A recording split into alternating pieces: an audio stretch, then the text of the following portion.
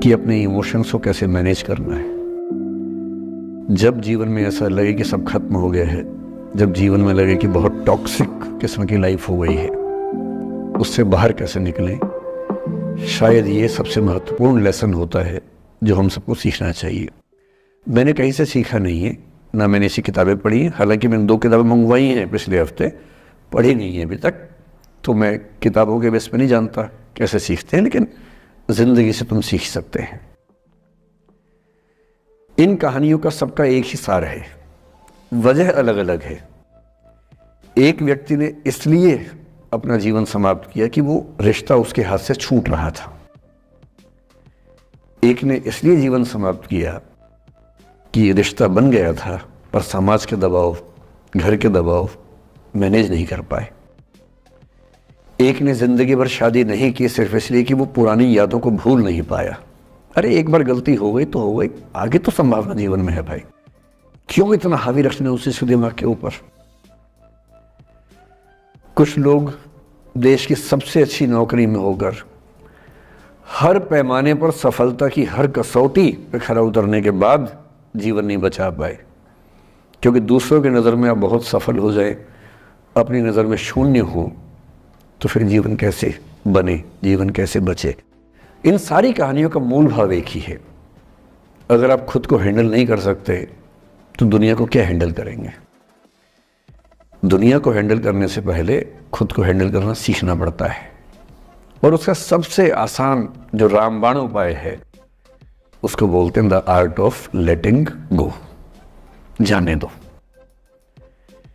वो अफसाना जिसे अंजाम तक लाना न हो मुमकिन, उसे एक खूबसूरत मोड़ देकर छोड़ना अच्छा।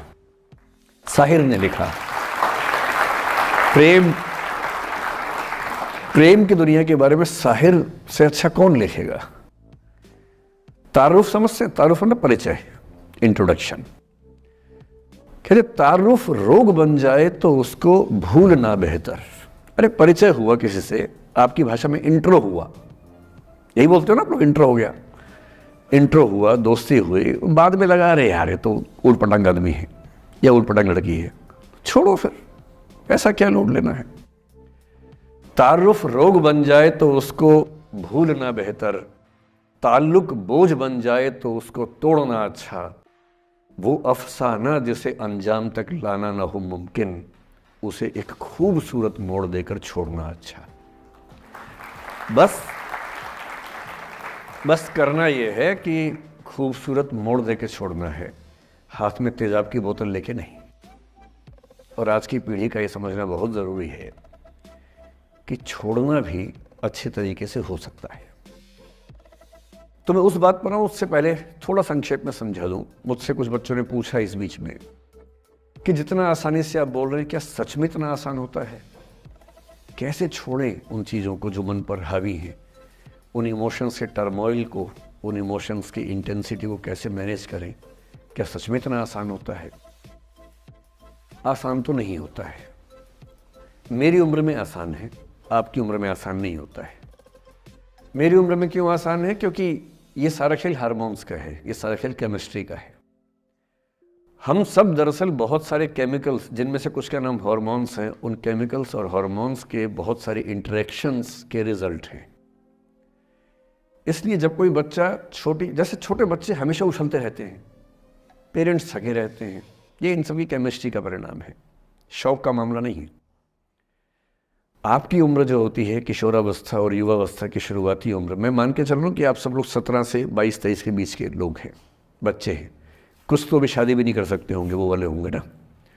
लड़के तो नहीं कर सकते होंगे भी, 21 के कहाँ हुए होंगे, तो वो वाली उम्र आप लोगों की है। इस उम्र में इमोशंस का टर्मोइल, इस उम्र में इमोशंस का बिखराव इतना ज़्यादा होता है कि संभालना बड़ा मुश्किल होता है। जैसे जैसे आप मैच्योर होंगे, बड़े होंगे, बूढ़े होंगे, बूढ़े और मैच्योर काफ़ी हद तक समानार्थक शब्द होते हैं।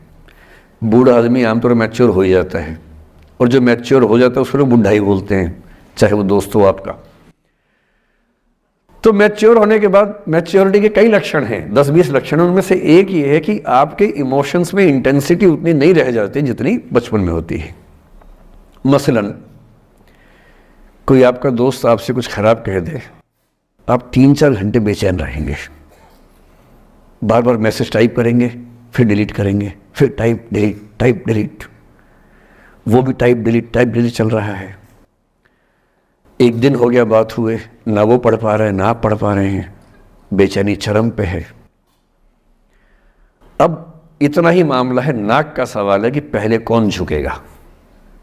सारे संबंधों में स्तर इसी बात से तय होता है कि पहले कौन झुकेगा, और जो एक आध बार झुक गया वो जिंदगी भर झुकता है उसके बाद। इससे लोग शुरू में बहुत केयरफुल होते हैं कि झुकना नहीं है।